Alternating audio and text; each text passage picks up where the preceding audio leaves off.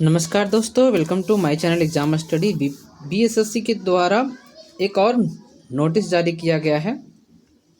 जैसा कि आप लोग थंबनेल में देख लिए होंगे कि मैं क्या कहना चाह रहा हूं, और मैं बताना चाहूँगा नोटिस में क्या है वो देखिएगा, फिर आपको समझ में आएगा कि बीएसएससी क्या करना चाह रही है, क्या करने वाली है, क्या होने वाला है। जो देखिए, यही है बीएसएससी का नोटिस। इसमें कहा गया है ज्ञापन संख्या 5259, ठीक है, 13/1/2026 को ये बात बताया गया है। आयोग के आवश्यक सूचना ज्ञापन संख्या 5077 दिनांक 15/12/2025 द्वारा 1337 नई संशोधित रिक्तियों को जोड़ने के उपरांत इंटर स्तरीय जो संयुक्त प्रतियोगिता परीक्षा है, प्रतियोगिता परीक्षा में कुल रिक्तियां 24,492 हो गया। ये बताना चाह रहे हैं बार बार कि देखो भाई, इतना वैकेंसी आ गया है, इतना वैकेंसी आ गया है। श्रीमान, यह बताइए कि एग्ज़ाम कब लेंगे? वैकेंसी तो सब लोग जानता है, क्या है इसको बार बार बता के हम लोगों को ये करें अब हो जाएगा। हम लोग सोचते अब ले लेगा एग्ज़ाम अब सर्विस मिलेगा। मत कीजिए ऐसा, ठीक है। अब देखिए क्या किए हैं कि पहले जो आवेदन शुल्क जमा करने का जो अंतिम तिथि था 13/1/2026 और अंतिम तिथि जो था फॉर्म भरने का 15/1/2026 को, अब इसको विस्तार कर दिए। किस लिए?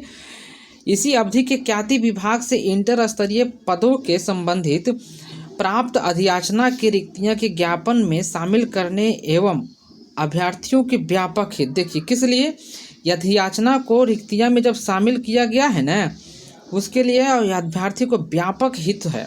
मतलब कि इसमें अभ्यर्थी को बहुत हित हो रहा है।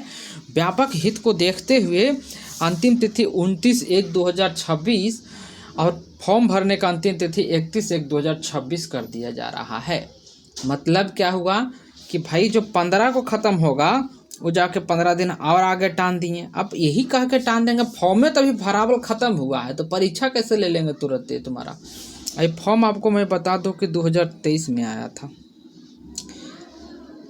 इसको खींचते खींचते खींचते इसको सेकेंड देखिए फिर 2025 करवा दिया गया इसको, ठीक है। काहे कि 2025 में कहा फिर से आएगा। 2023 में आया था 12,000 पोस्ट के लिए, 2025 जब आया तब फिर से इसमें पोस्ट जोड़ा गया और उसके बाद फिर से जोड़ा गया, 2 बार जोड़ा गया है। मैं आपको और बताता हूँ कि एक बार इसमें और जोड़ा जाएगा, लगभग 8,000 पोस्ट इसमें और जोड़ा जाएगा, ठीक है।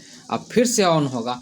अब ये जो है पिछला बीएसएससी जो है, जिनको जानकारी होगा बता देता हूँ, जिन जानते होंगे, जो नहीं जानकारी उनको बता देता हूँ कि पिछला बीएसएससी जो एग्ज़ाम आया था इंटर लेवल 12th लेवल वाला, लगभग ख़त्म हुआ था 12 साल में। 12 साल लग गया था इस एग्ज़ाम को लास्ट होने में, 12 साल, तब जाके फाइनल सर्विस मिला था सब लोगों को। इसी तरह से ये भी बीएसएससी की एग्ज़ाम आया है, इसमें भी लगभग जो है समय लगने वाली है, लगता है ऐसा ही कर देगी। उसमें तो था सिर्फ परीक्षा नहीं लिया था, इसमें जो है लेकर फॉर्म भर रहे हैं, हम जागे हुए हैं लेकिन काम नहीं करेंगे। उसमें तो सो गई थी आराम से। तो मैं ये कहना चाहूँगा, आयोग से दरख्वास्त करूँगा कि श्रीमान एग्ज़ाम डेट दीजिए। पहले चेयरमैन जी नहीं हैं, उनका नियुक्ति कीजिए और एग्ज़ाम डेट हम लोगों का दीजिए। आलोक सर जब इसमें जब कहे थे प्रेस कॉन्फ्रेंस में, तो लगा था कि एग्ज़ाम तो बहुत जल्द हो जाएगा। उन्होंने कहे थे कि मैं पहले इस एग्ज़ाम को, सेकेंड इस एग्ज़ाम को और इस एग्ज़ाम को लेने वाला हूँ। मतलब बीएसओ को पहले बोले थे, उसके बाद फिर बोले थे सीजीएल ले लेंगे, उसके बाद सीएचएसएल ले लेंगे, और दोनों में गैप रहेगा कम से कम तो 1 महीना के या फिर 15 दिन के कहे थे वो। लेकिन पता नहीं क्या हुआ, चेयरमैन बनने के 6 दिन बाद उनको इस्तीफा देना पड़ गया। कोई निजी कारण लिख रहे हैं कि निजी कारण से, लेकिन भाई अब 6 दिन के बाद कोई इस्तीफा दे देंगे तो कितना निजी कारण है वो तो भाई अब सब कुछ समझेगा धीरे धीरे, है ना। तो इन इस्तीफा दे दिए। अब नया चेयरमैन सर आया नहीं है और डेट जो है एग्ज़ाम नहीं फॉर्म भरने का बढ़ते जा रहा है कि अब और फॉर्म भरिएगा, आज भरिएगा, कल हो भरिएगा, परसों भरिएगा। अब भाई अब जितना लोग था बिहार के सब लोग भर चुका है।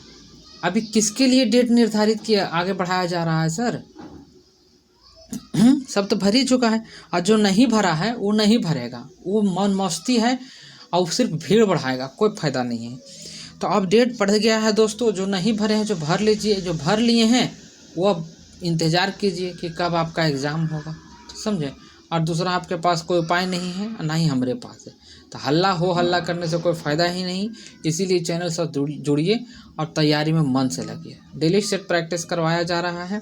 और आप लोग कमेंट करके बताइए क्या कि इस पर लॉन्ग सिलेबस भी बताया जाए आप लोगों को, मतलब कि किताब भी पढ़ाया जाए, मैथ का पूरा फार्मूला थ्योरी के साथ बताया जाए, कि आपको छोटा छोटा ट्रिक के साथ एक ही वीडियो में आपको बता देते हैं साथ साथ सलूशन, वही अच्छा है।